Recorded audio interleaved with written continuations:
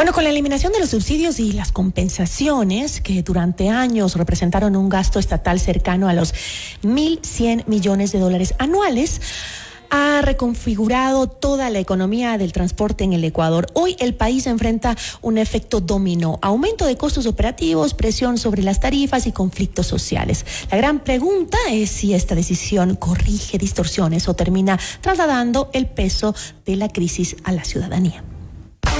La noticia requiere profundidad. En Notimundo están los protagonistas de la noticia. Nos acompaña a esta hora Jorge Guadalupe, él es decano de la Escuela de Economía Pública y Sectores Estratégicos IAN. Qué gusto, muchísimas gracias por estar con nosotros esta noche. Muchas gracias por la invitación, qué gusto estar aquí. Desde la economía pública, ¿la eliminación de estas compensaciones corrige un problema estructural o simplemente traslada el costo del Estado directamente a los ciudadanos? De acuerdo, la corrección del problema estructural ya estaba cuando se eliminaron los subsidios. Esta compensación lo que intentaba es que el efecto no sea muy fuerte, que no sea de un día para otro, por eso se compensó. Sea progresivo supuestamente, pero los transportistas no hicieron nada. Para preparar un poco a los transportistas y para que ellos puedan entender que eso se tiene que eliminar. Los subsidios y las compensaciones hay que entender desde la economía pública que no se pueden mantener porque cambian el efecto que tienen al final del día. Entonces, los transportistas sabían que se iba a eliminar esta compensación, que tenían 6 meses, había un cronograma y tenían que prepararse. Lo que no sucedió es básicamente eso, que se prepararon y además yo creo que hay ¿Y cuál era la idea de adecuarse? O sea, simplemente, ¿cómo se podían adecuar? Básicamente tenían que buscar la mejor manera para, primero, preparar sus transportes, negociar con el gobierno y con el municipio, negociar un alza de la tarifa que no sea la que ellos están planteando en este momento, pero negociarla bajo un esquema distinto, bajo un mejor servicio, bajo mejores horarios, bajo un mejor trato, bajo mejores condiciones para los usuarios. Yo lo digo, yo toda mi vida desde pequeño hasta el colegio usé el transporte público municipal o el que haya sido en su momento y nunca fue bueno. Había épocas en las que tocaba ir agarrado, lo digo literalmente y de manera muy coloquial, agarrado de la puerta para poder subirse al transporte. Eso cambió en los 6 meses, no cambió en absoluto. La compensación estaba avisada, tenía que cambiar la visión de ellos, pero no cambió en estos 6 meses. Pero eliminar las compensaciones sin un sistema de control sólido no termina pues castigando también a quienes sí dependen legítimamente del transporte. Pero es que la idea era que no castigue a quienes dependemos del transporte. ¿Por qué? Porque nosotros somos los usuarios y no tenemos nada que ver con esto. Le voy a poner un ejemplo muy, muy simple y sencillo, que son números muy simples para que todos entendamos. Un galón de diésel cuesta 2.96, pongámoslo redondeando. Con ese galón el transportista puede circular 10 kilómetros en el bus. Con esos 10 kilómetros llega, por ejemplo, de la Villaflora a la plataforma financiera, de ida. El precio del pasaje actualmente es 35 centavos. Si asumimos que en un bus se suben 25 pasajeros en promedio en la ida, que no sucede eso porque normalmente tienen más de 50 pasajeros, ellos ganan 8.75 por galón de diésel. Gastaron $3 en el galón. La rentabilidad de ese viaje de los transportistas es 5.79. Eso es más que suficiente para ¿qué? Para insumos, exactamente. Igual repuestos, mantenimientos. Ahorita estamos solo viendo el tema del diésel. Si yo le aumento los insumos del salario del conductor, del mecánico y extras, en el mes a ellos les queda más o menos $1.400 mensuales. 3 veces el salario básico unificado de una persona en este país. ¿Por qué vienen tanto tiempo diciendo que no es negocio, que están a pérdida? Justamente por eso, porque esa es la medida de presión. Si yo tengo ese espacio de presión, si yo gano 1.400 mensuales, con una unidad me compro 10, gano 14.000 de rentabilidad, sin hacer absolutamente nada más que contratarle al señor que conduce y contratarle que él le contrate al señor que cobra. $14.000 mensuales de rentabilidad. Me deja vivir como el 5% de la población económicamente activa de este país. ¿Por qué yo voy a tener el interés de invertir en mi transporte si con $35 ya estoy muy bien? Pero me sale mejor quejarme y decir que están siendo injustos conmigo. Y ahora lo que proponen es subir al doble. Si yo subo al doble con los cálculos simples y sencillos que yo tengo, si subo al doble, me queda en un bus $5,000 mensuales de rentabilidad. Si tengo 10 buses, tengo $50,000 mensuales de rentabilidad. Pero no es negocio, dicen ellos. Obviamente no van a decir que es negocio. Nadie que gana entre $10,000 y $15,000 mensuales por la cantidad de buses que tiene le va a decir que es un negocio. Va a decir, no, sí, yo estoy cada día más pobre, pero eso no sucede. Y el problema es que, como son un gremio que tiene mucha presión y mucho poder, ¿qué es lo que hacen? Le dicen a la gente que están luchando por la gente, pero aquí están los datos, que son súper sencillos, no es un modelo matemático difícil, es súper sencillo. Pero entonces ellos nunca salen afectados, es lo que le decía yo al dirigente. Ellos nunca pierden, porque a la final el que asume es o el municipio, que a la vez es nuestro dinero, o directamente la ciudadanía, ¿no? Exactamente, los usuarios. Nunca salen perdiendo, pero el discurso de ellos sí es decir que salen perdiendo. Es más, ni siquiera pueden decir que los precios del diésel están a nivel internacional, porque nosotros tenemos $3 el galón de diésel. A nivel internacional promedio, el precio es $4.50. Es decir, si estuviéramos a $4.50, seguirían ganando, pero no estamos a $4.50. Y vuelvo y repito, mi ejemplo es asumiendo que yo tengo en mi bus, en una ida de la Villaflora a la plataforma financiera, 25 personas, pero en la hora pico, los buses van atiborrados con al menos 40, 45 personas. Eso quiere decir que estos cálculos míos están todavía por debajo de lo que realmente ganan ellos. Ahora, este tema era previsible, que esta medida termine pues generando caos en la ciudad y que los usuarios queden siempre desprotegidos sin poder llegar a sus destinos. Eso era previsible, lo sabíamos que iba a pasar. O sea, ¿por qué el municipio no tiene la capacidad de por lo menos adelantarse a los hechos y tener alternativas para ayudar a la ciudadanía? Yo creo que primero el municipio no estaba preparado para esto. Segundo, el municipio ¿Pero cómo no se prepara pensó... si sabe que esto siempre pasa? Yo no quiero criticar a los actores de la política pública, pero creo que la preparación del municipio debió haber sido diferente. Sabían que en 6 meses se eliminaba el subsidio, debían entrar a negociar, por un lado.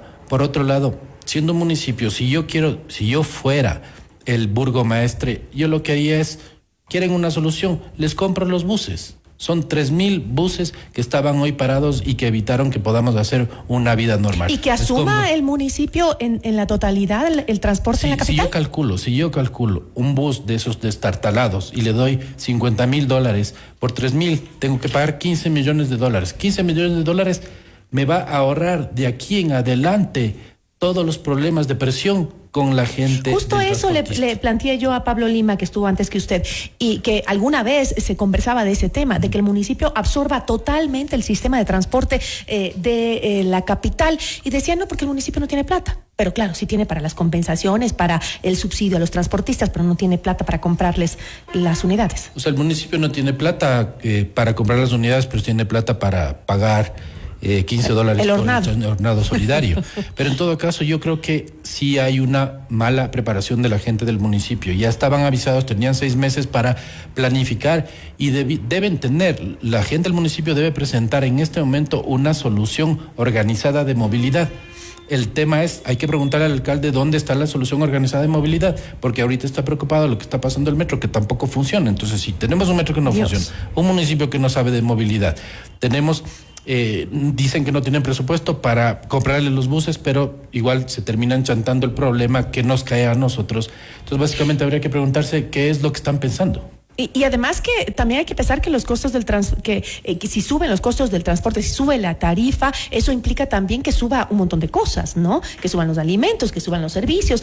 Estamos frente a un efecto inflacionario silencioso que todavía no dimensionamos. Sí, totalmente. O sea, son variables que se van juntando y van causando presión no solamente a la gente, sino también van a terminar causando presión también al gobierno central, porque aunque no sea directamente un problema del gobierno central, el gobierno central va a tener que intervenir porque este es un problema de la ciudad. Entonces, todas estas presiones, ¿a quién le conviene?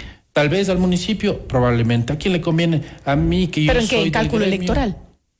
Probablemente, es que en época electoral yo creo que debemos estar abiertos a saber qué está detrás de estas no decisiones, no de las decisiones, sino de las no decisiones con respecto a la solución de estos problemas que tenemos más de 40 años en esta ciudad, estos mismos problemas, y extrañamente nadie llega y lo soluciona. Ahí la pregunta y se lanzan la pelotita, porque el gobierno también prometió que el pasaje no iba a subir, pero en la práctica, pues, generó presión al municipio. Totalmente, o sea, esto se tiene que solucionar y yo creo que es el espacio necesario para solucionar. La pregunta es, ¿por qué no solucionan el problema desde el municipio cuando deberían tener las herramientas para hacerlo? Antes no había normativa, hace 10, 15 años la queja era, es que no tengo normativa, no puedo hacer nada. Ahora tienen toda la normativa del mundo, ¿por qué no hacen algo? Ahora tal vez no tienen gente, o los que están... Pero no se está dejando todo el sistema a la suerte. Lamentablemente yo creo que... Yo desde la Escuela de Economía Pública y Sectores Estratégicos del IAEN analizo mucho esto con los profesores y decimos, la política pública primero tiene que hacerse por gente que sabe política pública. Muchas de estas personas están haciendo política pública, ni siquiera pasaron por un aula, ni tomaron una materia que sea economía pública o política pública. No saben qué están haciendo hasta que llegan al puesto. Entonces, si no saben, seguramente van a funcionar desde la política de los favores y demás, pero esto es muy fácil. O de la presión, lo que hace siempre el transporte. Yo lo digo muy claramente, esto es fácil, hay una solución simple, no simplista, del tema de movilidad en Quito, y yo creo que los candidatos que ya están saliendo deberían empezar a plantear, pero desde la visión de una solución de largo plazo y que beneficie a la ciudadanía y no a los gremios que están detrás del problema del transporte en Quito.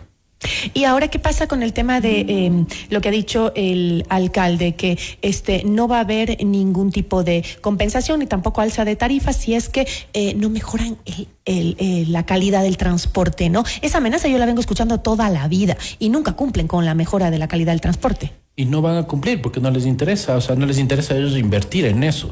Pero por último, digamos que sí van a invertir. No va a haber, no van a alzar el pasaje hasta que sigan presionando. Lo que te tiene que entender el alcalde es que no está legislando, entre comillas, para 10, 20, 30 grupos, está legislando para más de 2,5 millones de personas, y es a esas personas a quien tiene que salir a explicarles cómo va a solucionar.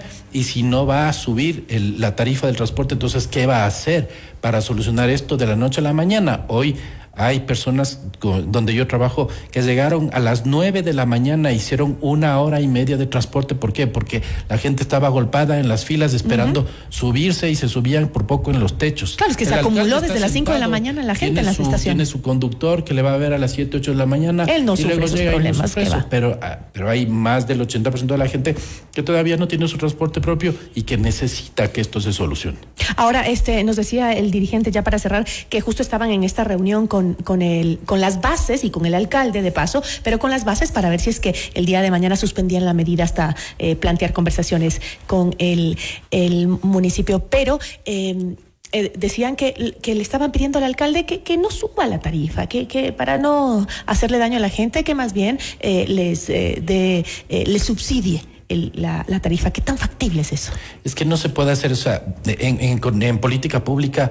Que lo hace en el metro, que lo hace en el transporte municipal, que lo haga también con ellos. Distintos, pero en todo caso en política pública no se puede tomar una decisión de eliminación de un subsidio y luego por la presión recuperar eso, porque ya la situación es distinta, porque ya los actores son distintos, porque las presiones son distintas. Si el gobierno nacional tomó una decisión de eliminar los subsidios, tenía que estar acompañada esa decisión con una decisión local. Si el alcalde cede, lo que está diciendo, la señal que está dando es, no importa, yo voy a ceder. ¿Y quién? Como usted decía hace un momento. Y digamos que a la final igual pagamos nosotros. Ya usted, transportista, no me va a subir, yo le voy a subsidiar, le voy a dar $10,000, $20,000. ¿Pero quién paga? Nosotros. El alcalde no coge el dinero de la chequera y pone ahí. Nosotros somos los que pagamos. ¿A quién le va a venir la presión o la pelotita? ¿A quién le regresa? A los consumidores. ¿Eso es justo? No. Entonces, si yo soy alcalde, tengo que pensar en los consumidores, no en los que se amotinan para presionarme. Y si no soy capaz de resolver este problema, entonces no me lanzo a la siguiente, porque si no puedo resolver esto, ¿qué pienso resolver en la siguiente?